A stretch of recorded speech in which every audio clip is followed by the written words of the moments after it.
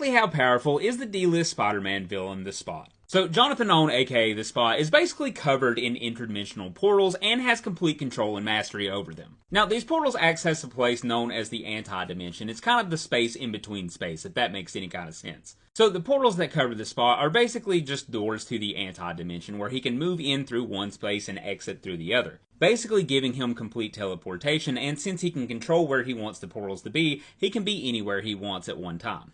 All of this started back when Jonathan Owen, who was just a scientist working for Wilson Fisk, was tasked with recreating the powers of the cloak.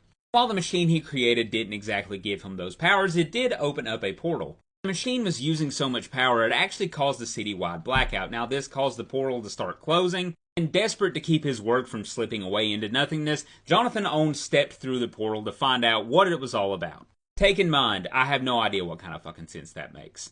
This is where he first entered the Anti-Dimension and sees all of these portals. Now, he somehow recognized the portal that put him in the Anti-Dimension in the first place and was able to step back through it into Fisk's lab, only to realize that he is now fused with this Anti-Dimension and covered in the portals himself.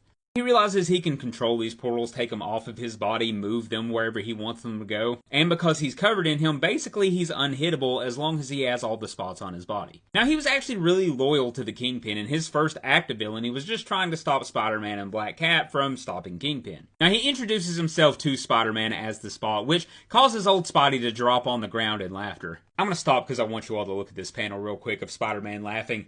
Tee-hee-hee. Yuck, yuck, yuck. You gotta love 1980s comics. Anyway, their first encounter ended up on a loss for Spidey, but the next time the Webhead found redemption because when he throws too many of the spots off of his body, he's too solid and Spider-Man can easily land a punch on him. Now, over the years, he develops more skill and mastery over his Anti-Dimension and his portals. He becomes increasingly dangerous, and after his son was caught in the crossfire from a Russian mob hit, he becomes increasingly violent. His teleportation powers are sick, it doesn't seem to make him all that outrageously powerful until his most recent appearance. Carnage was trying to kill him and harness his powers and take his body, which he does successfully, by the way. He's dead now.